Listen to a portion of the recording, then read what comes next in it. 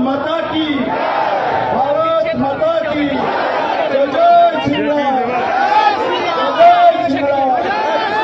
আমাদের মাঝখানে আমাদের ভারতীয় জনতা পার্টি বরিষ্ঠ নেত্রী,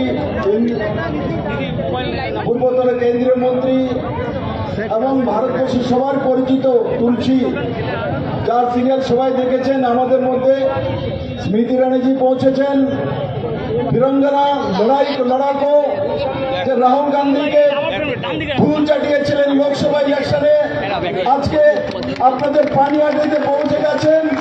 উনি আমাদের রত্না দিদিকে যে আশীর্বাদ জনতা আজকে দিয়েছে, দুই ধারে উনি দেখেছেন। উনি এই রাতের মধ্যে আসার কথা ছিল, কিন্তু ভিড়ের কারণে পৌঁছতে পারেননি। এখন উনি আমাদের মধ্যে পৌঁছে গেছেন।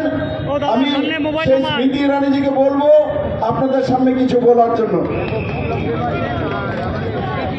বলো ভারত মাতা কি, ভারত মাতা কি, ভারত মাতা কি। আমি জীবনে কখনো ভাবতে পারলাম না একদিন এক মঞ্চে দাঁড়িয়ে একটি মাকে সমর্থন জানাতে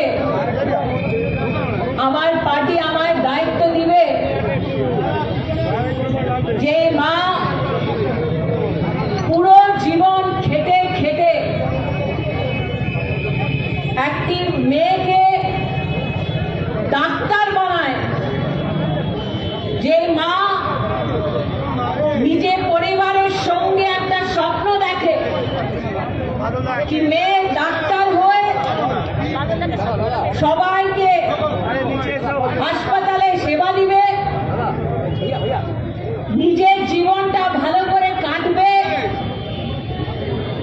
আর পশ্চিম বাংলায় নিজের কন্ট্রিবিউশনটা দেবে। একটি মা জীবনে হয়তো ভাবতে পারলো না কি একদিন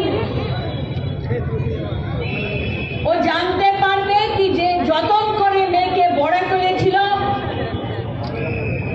যে হাসপাতালে মেয়েটাকে পাঠিয়েছিল ডক্টর বানিয়ে, ওখানে ধর্ষিত হয়ে একটা মেয়ে, আর আজকে ওই মাটা আপনার সামনে দাঁড়িয়ে আছে। এই মাটা মাত্র বিজেপির প্রার্থী নয়, এই মা পশ্চিম বাংলার প্রত্যেকটা মহিলার একটা প্রতীক। তাই আজকে হাত জোট করে এক একটি মানুষকে আমি বলতে চাই, এটা আমাদের মা, আমাদের বাড়ির মেয়ে। এই ঘটনাটা যদি আমাদের বাড়িতে হতো, সত্যি বলব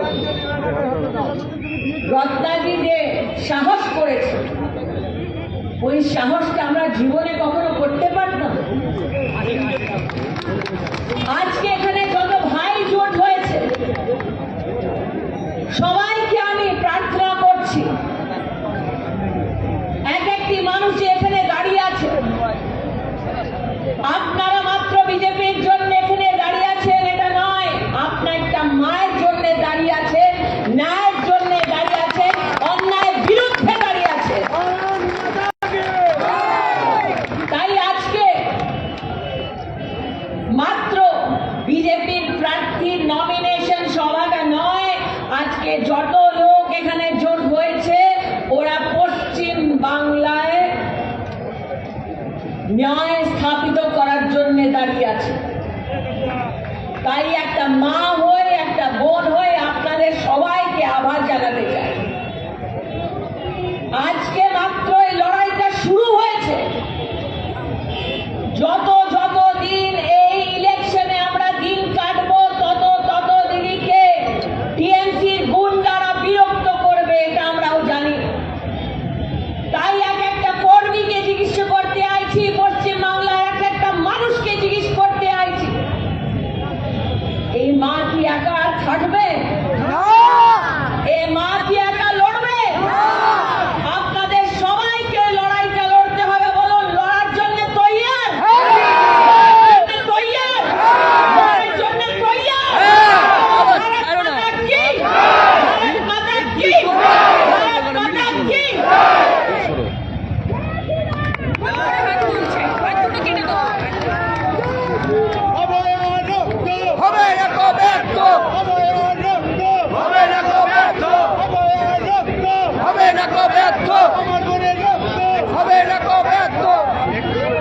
আমাদের সামনে এখন আমাদের প্রার্থী পানিহাটির প্রার্থী অভয়ার মা। প্রণাম জানিয়ে কয়েকটি কথা আমি বলবো। সেই 9 তারিখ 9 আগস্ট 2024 একটা ফোন কল আমাদের পুরো সমাজ একটা সংসার ধ্বংস করে দিয়েছে। যে 9 তারিখ আমার মেয়েটা আমার কাছে এসেছিল, আমি ভেবেছিলাম আমি গোটা পৃথিবী আমি হাতে পেয়েছি, কিন্তু সেই 9 তারিখেই তাকে দুষ্কৃতীরা খুন করেছে। তাই আমি আজ 9 তারিখেই আমি যাচ্ছি মনোনয়নপত্র জমা দিতে এবং বিজেপি প্রার্থী হিসাবে জয়